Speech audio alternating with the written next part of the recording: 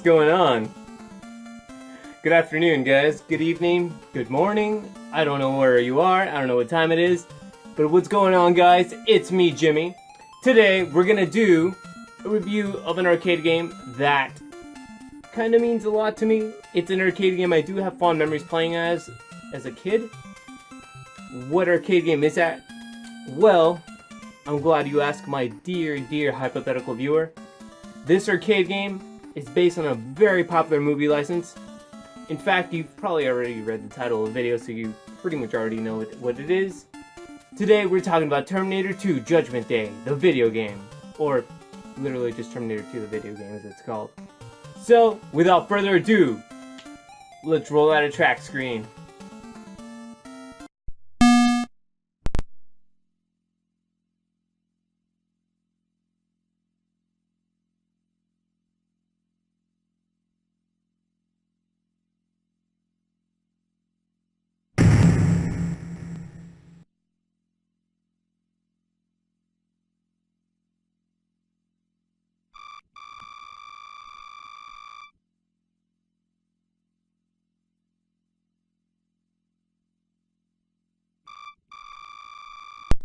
So yeah, guys, holy crap, that Terminator 2 intro was pretty rad. So yeah, guys, as you can see, the game uses digitized actors. It's a super fun game. It's a light gun shooter, so think of House of the Dead, except with no 3D models. It's all sprite-based digitized actors. This game is an absolute blast to play. Very fast-paced game. You have a ton of, well, not really a ton of weapons, but you do get special weapons in the game that you can collect. The bosses are big and beautiful. The sprites are huge. There's some very nice detail in the backgrounds. There's some extremely good detail on the actors themselves, but as I said, these are digitized actors, so, you know, of course they're gonna look their best. It's not that hard, with the exception of Arnie in some areas where kinda looks like his stunt double in a really bad wig, or toupee, I guess if you want to call it that. So yeah, guys, this game is absolutely blast. I'm not too sure if you guys caught that in the intro, but there is a parody of the Motion Pictures Association of America on there by saying it's rated R for righteous. Absolutely radical. There is also that Terminator 2 fan club. I kind of wonder if that number is active. I think I'm gonna have to call that number now. Not now, but I'll definitely call it later. You know what? I'm actually gonna leave that number down below so you guys can call it too. But yeah, guys, Terminator 2, the arcade game. What's there to say about this game in terms of history? Well, this game was actually released in 1991 by Midway, which, as you guys know, are the Mortal Kombat people, and as we all know, their trademark around this time was definitely the digitized actors that they would use, so it's only natural that they would do it for this game as well. So that's how we got the digitized actors. Everyone came back to reprise their roles. So Arnold Schwarzenegger came back to reprise the T-800. Eddie Furlong came back to reprise, you know, John Connor. And so, you know, the T-1000 as well also came back. The actor for that, Robert Patrick, came back for that role. About the only character that did not make an appearance was Sarah Connor herself, Linda Hamilton. Instead, she is actually portrayed by Debbie Evans. So they got everyone back except for Linda Hamilton, which kind of sucks. But Debbie Evans, considering the resolution of this game and how far away she actually is from the player, you can't even really tell. So it doesn't really make that much of a difference, but it is nice to have the actual actors come back and reprise their roles for the arcade game. It's an extremely nice thing. Yeah, so the game was actually ported to many different consoles at the time. They were definitely ported to all the popular US consoles here in America. So you had your Super Nintendo port, you also had your Sega Genesis / Mega Drive port, and you actually had a port to the Game Boy as well. The Sega Genesis port wasn't able to do the rotation and scaling that the arcade hardware was able to do, unlike the Super Nintendo, which was able to do that. So instead, what they ended up doing, they just ended up redrawing the sprites over and over and over again in order to get around that limitation. The Game Boy port itself got around it by having the sprites just come down from up on top. That's how they got around that limitation for that port. This game was also ported to the MS-DOS, which is actually one of the best ports available. It is the most faithful game, the most faithful port, I should say, of the arcade game. Granted, the game takes up a huge chunk of your system memory in order to run, so you would essentially not be able to play the game unless you had some kind of super mega computer from the 90s, because this game took up, if I remember correctly, this game took up about 58K worth of memory for the computers. And bear in mind, at the time, these computers were running at a maximum of 640K worth of memory. So I'm not too sure if you youngins realize, but back in the day, that was some extreme memory, like a really big chunk of memory. It's kind of like when we got in a whole gig of memory on our computers back in the late 90s. Oh my gosh, getting flashbacks. Oh, getting flashbacks. But yeah, that was a whole lot of memory for that game. The Super Nintendo port actually supported the Super Scope. The Sega Genesis actually supported the Sega Menacer. It was one of the very few games to support the Sega Menacer. The Sega Master System port was actually released as well. The Sega Master System port does not support the Sega Light Phaser, unfortunately, which is kind of a bummer. But these games were also released on the Commodore Amiga and the Sega Game Gear. Because naturally, if you're going to release a game on the Sega Master System, it's going to be ported over to the Game Gear, because the limitations on both were about the same, actually. Granted, the screen resolution for the Game Gear was a big difference compared to the Sega Master System, but they were almost identical enough to each other where they were easy enough to port over. So the Commodore Amiga had a port which was alright. The MS-DOS was the best version of the game, but as I mentioned, it took up the majority of your system memory, so good luck trying to do anything else if you have anything multitasking. So yeah, guys, that's pretty much it in terms of history of this game.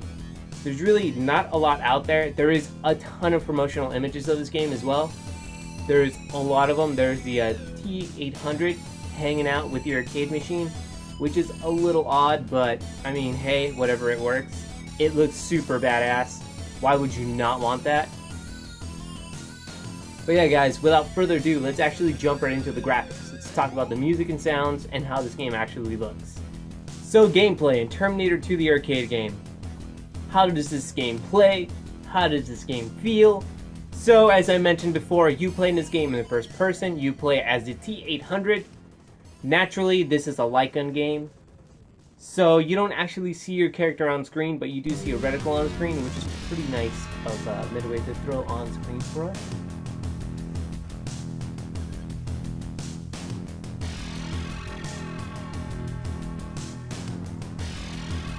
But yeah, so, gameplay, you don't see the characters on screen.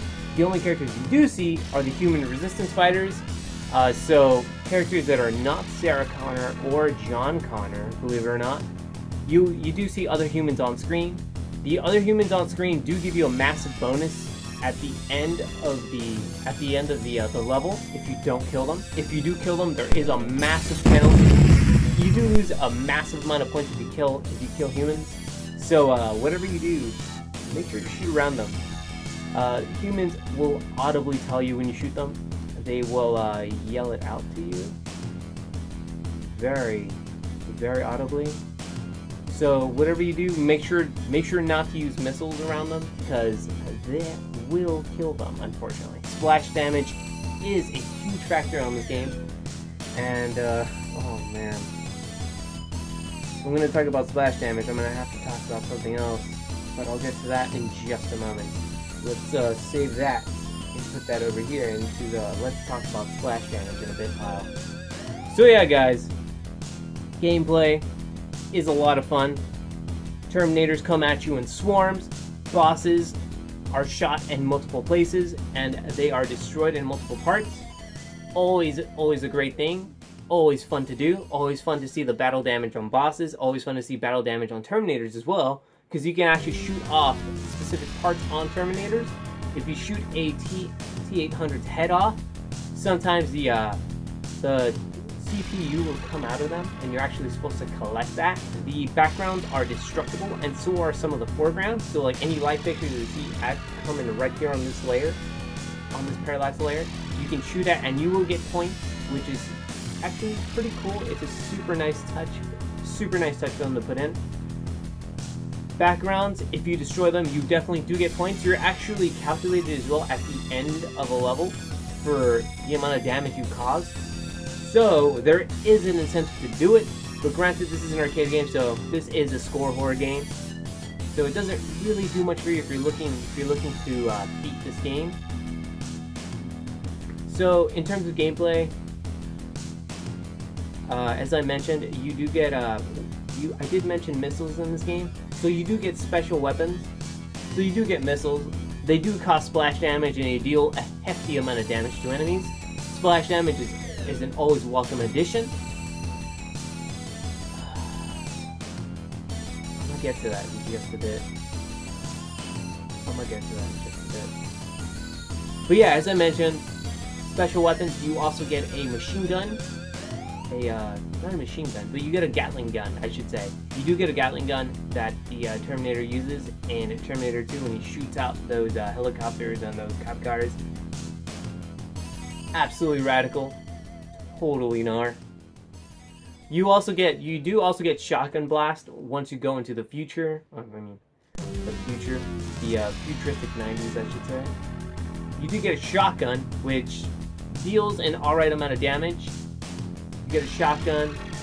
You do get some plasma rifles, but they don't last very long compared to missiles. The plasma rifles take the place of your main weapon, which is a standard machine gun. Standard machine gun does have ammunition that you see on screen. This ammunition is actually your rate of fire. If you deplete this all the way, your rate of fire is significantly dropped. So, kind of sucks, but I definitely just hold down the button because ammunition is given out in just a bountiful amount to you.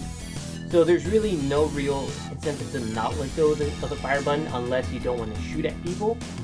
And definitely let go. And I guess I should actually talk about the levels in this game. And oh boy,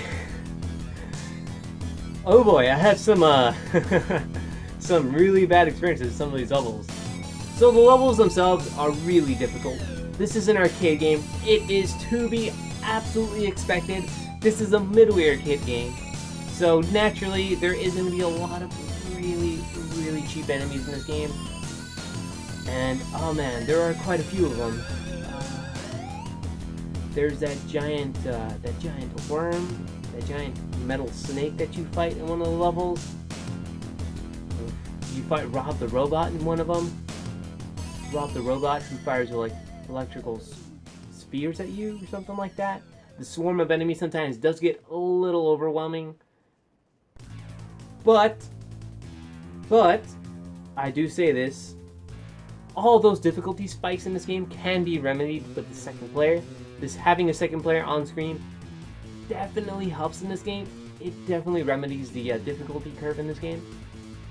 Having someone else take out enemies on one side of the screen definitely helps. Do you remember how I was going to talk about splash damage in this game? So let's bring back that and let's talk about that. So in this game, there's a specific part where you're supposed to help John Connor get to the time machine, the teleporter, the time warp, whatever you want to call it. So there's a scene where you're supposed to help him do that. He's driving a truck and he has someone in the back with a Gatling gun, a mounted Gatling gun. So there's a part on there where you're supposed to save him from all the Terminators coming by and shooting at you, and all the aircrafts that come by and lob shots all over him. So let me give you a pro tip right now. Don't focus on the Terminators. Focus on anything on the sky. Focus on all those aircrafts. Whatever you do, don't use your missiles, because the splash damage will actually attacks everything on screen. So that includes John Connor himself in that truck. So if you find yourself on this level and you're stuck, just focus all of your attention on all those flying spacecraft, because splash damage will kill John Connor. The Terminators themselves that run up right next to the truck don't actually shoot at John Connor. They're mainly there to shoot at you. If you have a full health bar, you are absolutely golden. You do not have to worry about them. If you're playing on a normal difficulty, just ignore them completely. Ignore them completely. There's no reason to fight them on a normal difficulty. Just focus all your attentions on getting John Connor through that warp. But holy crap, that scene cost me so much pain, so much heartache, an unbelievable amount of wanting to throw my controller at the screen. Holy crap. And with that, I guess we should also talk about one other thing. And that is, towards the end of the game, there is a truck chase where Sarah Connor and John Connor are in a truck, and they're trying to get away from the T-1000.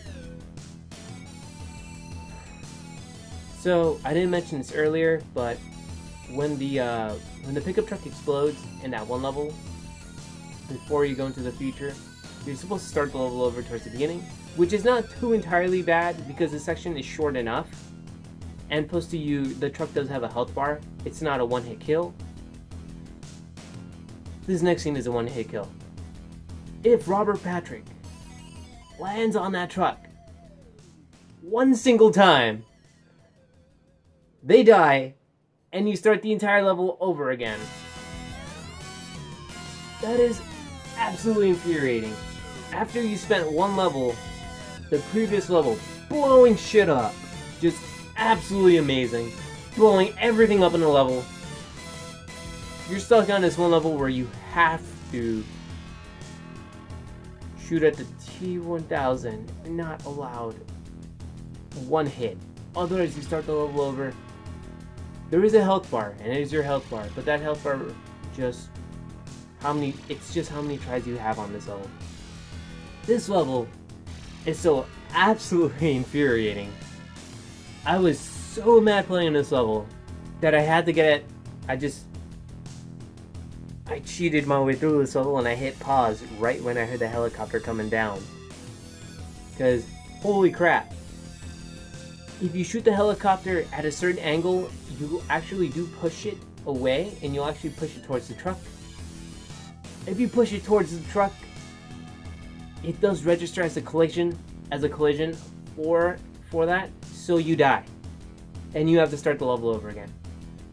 This level is incredibly short, but having that one hit start over on this entire level was so infuriating. It pretty much sapped any fun I was having with the arcade game for a bit. Once you got past that though, it was a-okay. Honestly, it was alright. So, that's the gameplay in this game. Random difficulty spikes aside, what are my thoughts on this game? Alright guys, so what are my thoughts on this game? Should you pick it up? Should you find it? Should you go look for it? Should you even play it? Honestly, give this game a go. It's a lot of fun. If you have any of the ports for home consoles, whether it be the Sega Genesis or the Super Nintendo version, or if you can get the MS-DOS version and run through DOSBox, I definitely say give it a go. Those versions are wildly easier in terms of those two sections that I mentioned about. Those two sections I talked about, wildly easier on them. Go out and play them. I myself own the Sega Genesis version. Ooh, Sega Genesis version. The home console ports were called T2 the arcade game. So if you do look for this in a home console port, make sure to look for T2 the arcade game for Genesis, Mega Drive, Super Nintendo, whatever. Just because that it really didn't want to confuse it with all the other stuff they were marketing at the time, like Terminator the cereal, Terminator the ATM card, Terminator the debit card, Terminator the statue. I'm making all those up. But I would enjoy myself a nice bowl of Terminator 2 the cereal. That sounds like something I definitely eat. But yeah, guys, I definitely say if you see this game out in the wild, give it a spin, give it a whirl. You literally don't have anything to lose, except maybe a couple minutes of your time. But it's well worth it, especially if you have a second player to play with. I say play this game. It's a lot of fun. And guys, with that, thanks for tuning in. Stay absolutely radical.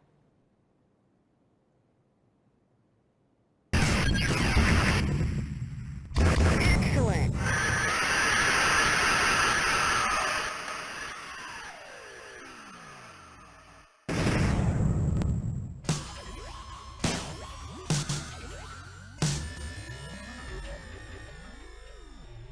Terminated.